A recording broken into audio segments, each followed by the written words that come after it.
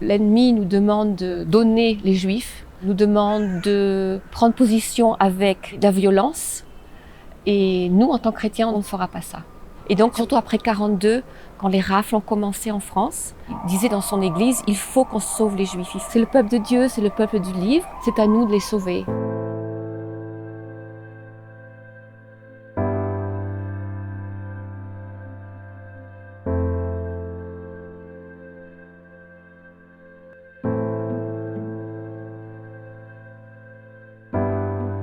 Nathalie Charon, vous êtes la petite nièce du pasteur Trocmé, Oui.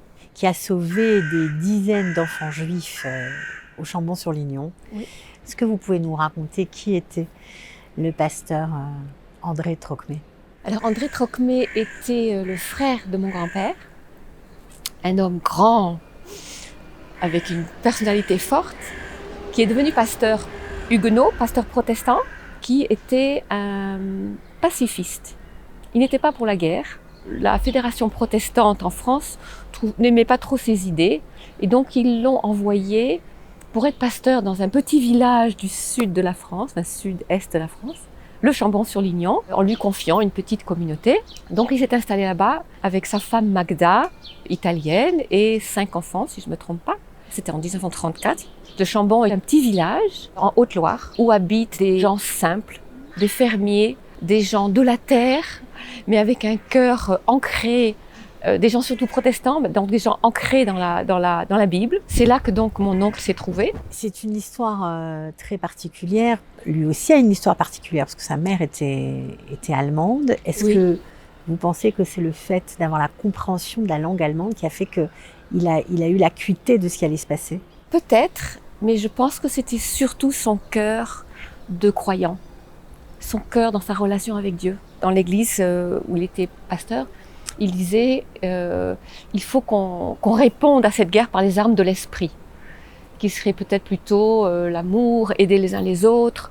Enfin, c'était pas un homme de guerre, j'allais dire. Mais ce qui est saisissant dans son histoire, c'est que certains ont attendu la fin de la guerre, ont attendu de voir des atrocités pour se positionner, pour choisir son camp. Lui, il l'a fait très tôt. Tout à fait. Peut-être dire, alors il a après l'armistice, il était déjà au Chambon-sur-Lignon et il a fait un discours. En 1940.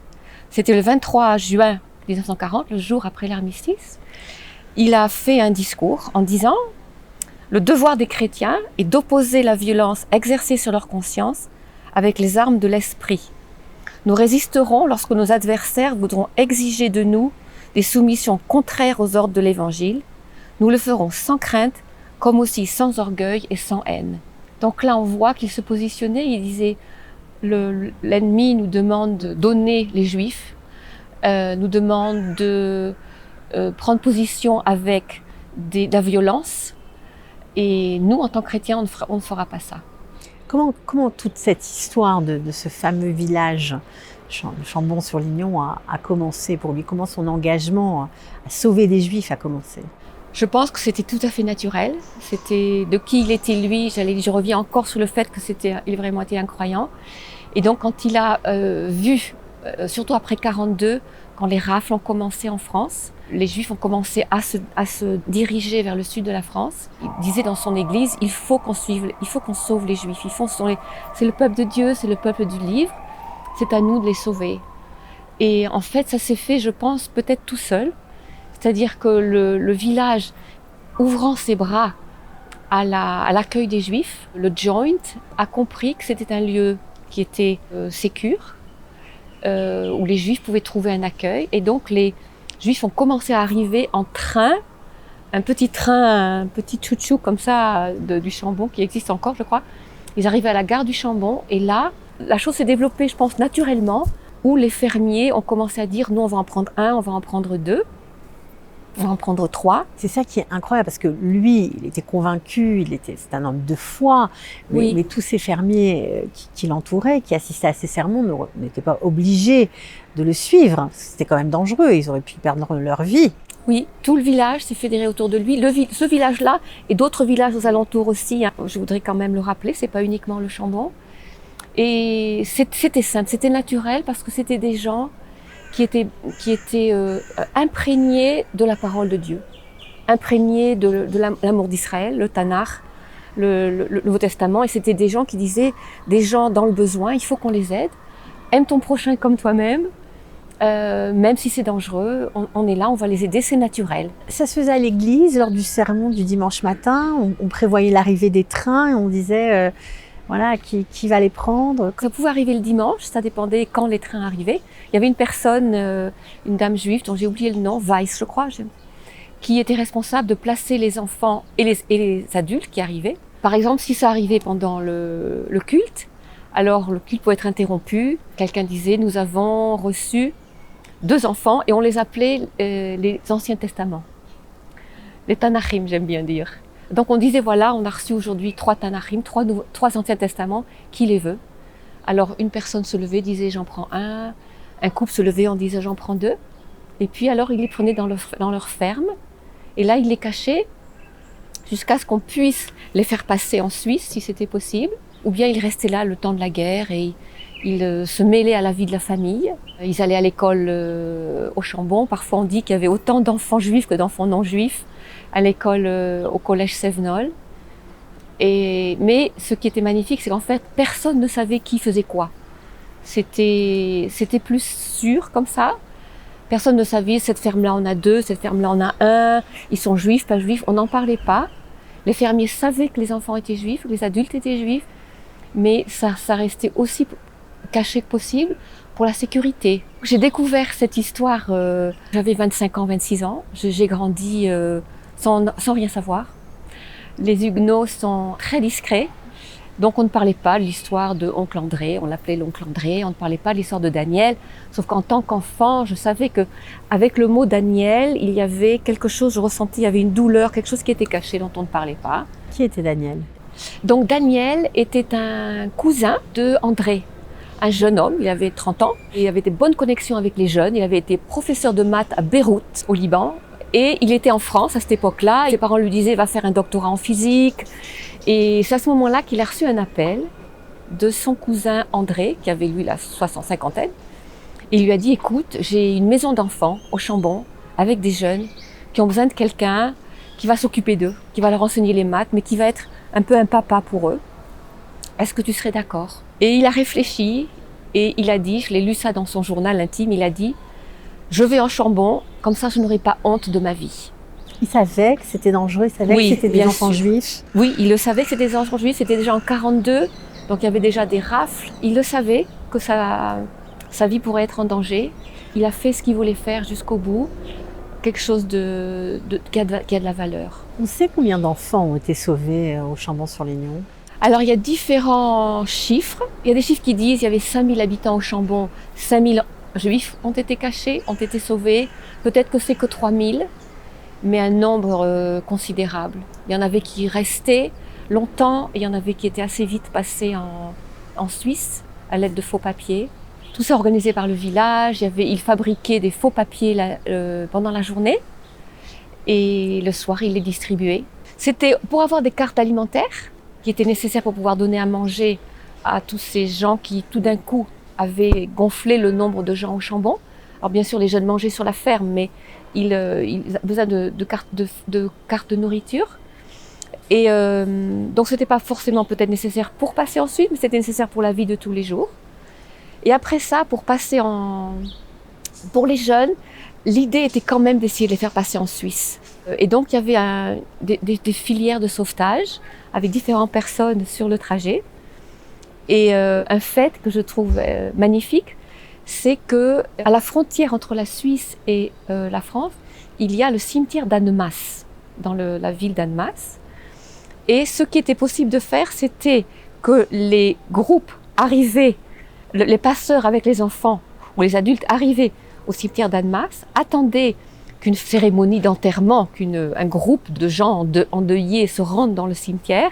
Ils rentraient avec la famille, ils se cachaient derrière les pierres tombales. Une fois l'enterrement terminé, et la nuit tombée, hop, ils n'avaient qu'à sauter au-dessus du mur, et là ils se trouvaient en Suisse, où ils étaient, pas toujours, parce que parfois ils ont été renvoyés par la Suisse, mais ils se trouvaient quand même en sécurité. Alors qu'est-il arrivé à Daniel? Alors Daniel donc s'est joint au Chambon en novembre 42. Il a été responsable d'une maison d'enfants qui s'appelait la Maison des Grillons, où il avait une douzaine d'enfants entre 9 et 12 ans. Et là, il était, comme le papa, c'était des enfants qui n'étaient pas tous juifs, mais je pense majorité juifs, qui avaient été sortis des camps de Gurs en particulier, par l'œuvre pour les enfants, OSER, œuvre de secours aux enfants. Et donc ils arrivaient là, leurs parents avaient été déportés, ils se trouvaient tout seuls dans un monde qu'ils ne connaissaient pas. Et Daniel était là pour eux, pour s'occuper donc des fausses cartes d'identité qui étaient faites par d'autres personnes. Donc des cartes d'alimentation, chercher les vêtements. On dit qu'il ressemelait les semelles des chaussures des enfants avec des pneus. Il leur enseignait les maths et puis il était vraiment pour eux un papa. La merveille, c'est que pendant tout le temps de la guerre, il n'y a eu aucune rafle au Chambon. Il se passait de temps en temps qu'à la maison du pasteur, il y avait un coup de fil, quelqu'un disait « la police est en route ». Et personne n'a jamais su qui passait ces coups de fil. Et là, les enfants étaient cachés dans les fermes. On les mettait en haut des bottes de foin, où ils restaient jusqu'à ce que le danger soit passé. Et les adultes étaient envoyés dans la forêt, dans des grottes, et ils y restaient jusqu'à ce que le danger soit passé. Et là, quelqu'un d'autre, un cousin de Daniel, quand c'était plus dangereux, il allait retrouver ces groupes d'adultes juifs dans les forêts, dans les grottes où ils étaient cachés. Et leur signe de ralliement, leur signe de sécurité, c'était un petit bruit d'oiseau. Piou, piou, piou, piou. Et donc, quand ceux qui étaient cachés entendaient ce bruit d'oiseau, ils répondaient eux aussi. Là, ils savaient qu'ils pouvaient sortir. Et donc, ce cousin à moi leur apportait du fromage, de l'eau. Et il racontait les nouvelles de ce qui se passait sur le terrain, au Chambon. Le miracle, c'est que jamais la police n'est montée avec des chiens. Les chiens auraient pu sentir qu'il y avait des hommes dans les grottes. Ils auraient pu donc être dénoncés, être trouvés. Mais ça n'a jamais eu lieu. Mon oncle Trocmé a été envoyé dans un camp d'internement, parce qu'il n'avait pas voulu remettre le nom de juif à quelqu'un qui était venu du gouvernement de Vichy. Il était un ennemi du gouvernement de Vichy, il était un indésirable. Et donc lui et un autre pasteur du village ont été envoyés au camp de Saint-Paul-des-Geaux. Ils étaient là pendant 1 mois. Et là, on leur a demandé de signer une lettre d'allégeance à Pétain, sur quoi ils pourraient être libérés, mais il a dit « il n'en est pas question, je ne ferai pas ça ».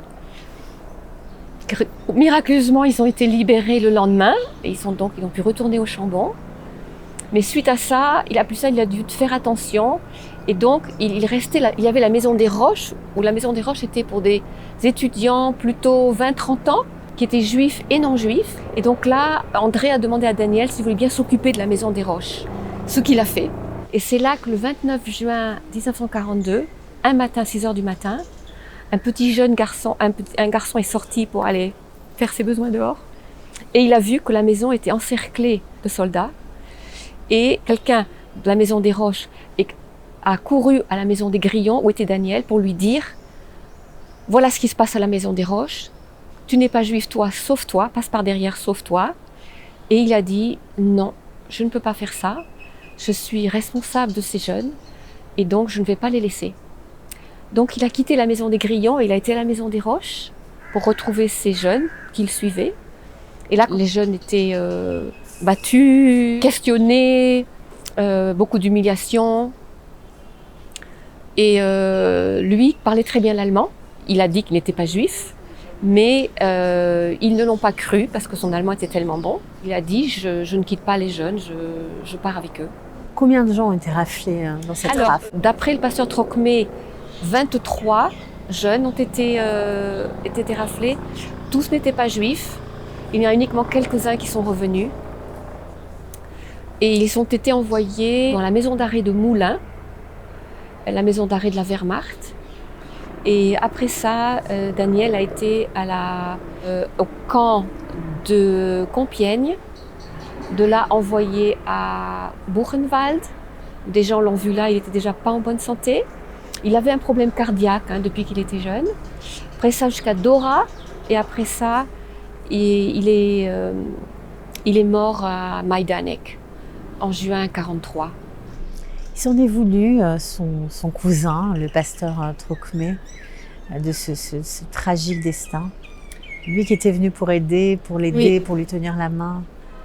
Alors, je lisais hier soir une lettre des parents de Daniel, justement au pasteur et à sa femme, en leur disant « Nous ne regrettons rien. Daniel a fait ce qu'il voulait faire, c'était qui il était.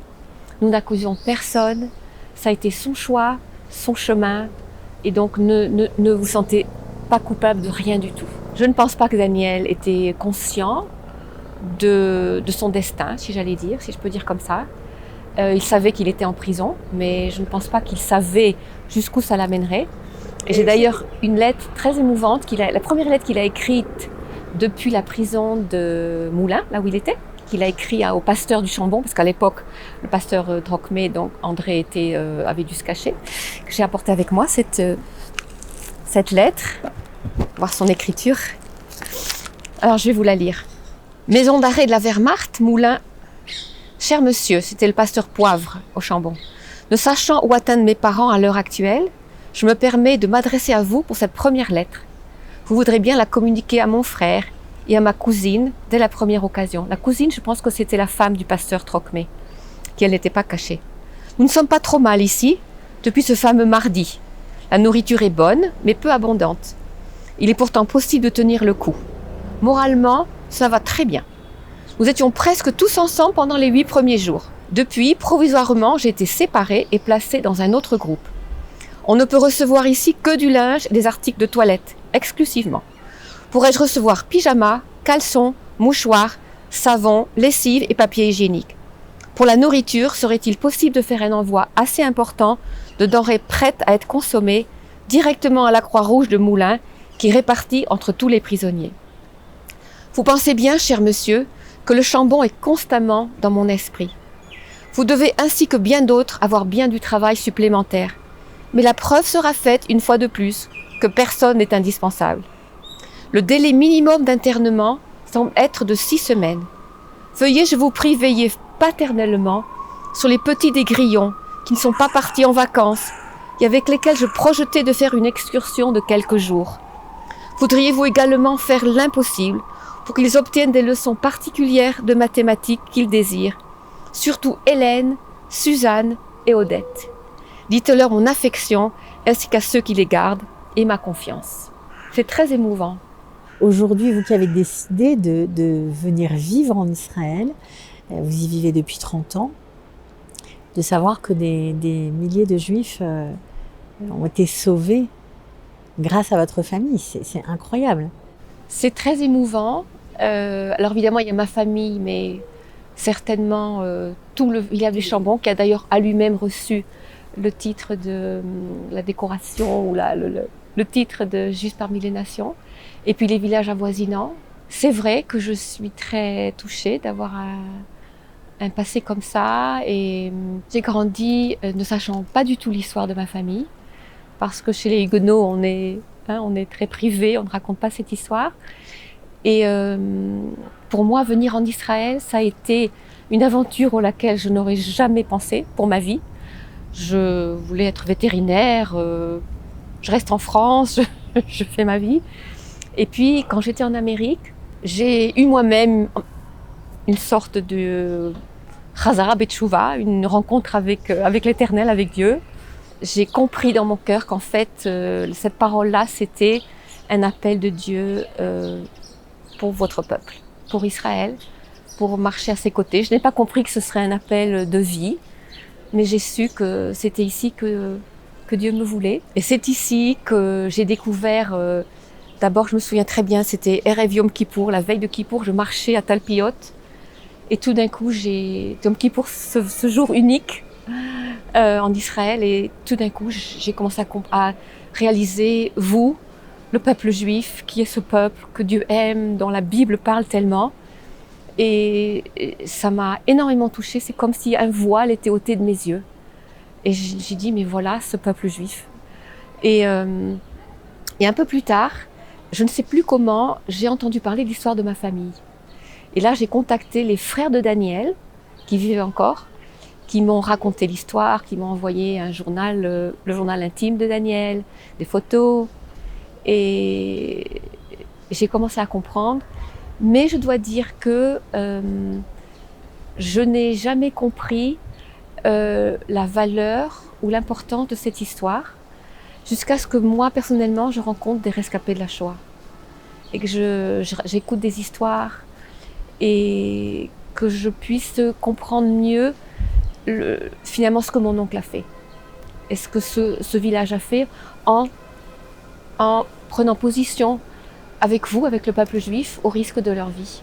Le pasteur Trocmé est mort dans les années 70, 71 oui. Je crois. Alors il est mort en 71, même avant de recevoir la médaille de Juste. Alors bien sûr, il a écrit des livres, il a raconté l'histoire de la rafle de Daniel. Je pense que lui aussi, il aurait dit « j'ai fait ça parce que c'était ce que je devais faire ». Il n'aurait pas cherché la gloire, il n'aurait pas cherché à être remercié. C'était son rôle. Il était pasteur, il était croyant. Les Juifs, le peuple de Dieu, le peuple du Tanakh, il a fait ce qu'il devait faire. 79 ans après la Shoah, enfin la fin de la guerre, la Deuxième Guerre mondiale, on a vécu des choses terribles en Israël, vous étiez présente. Oui. Après le 7 octobre, est-ce que toute cette histoire a pour vous une importance encore plus forte? Oui, très forte. Et très forte. Parce que j'écoute les nouvelles comme on le fait beaucoup. Je suis horrifiée par la montée de l'antisémitisme et de la haine, des paroles haineuses qui sont prononcées injustement contre votre peuple. C'est faux, c'est injuste.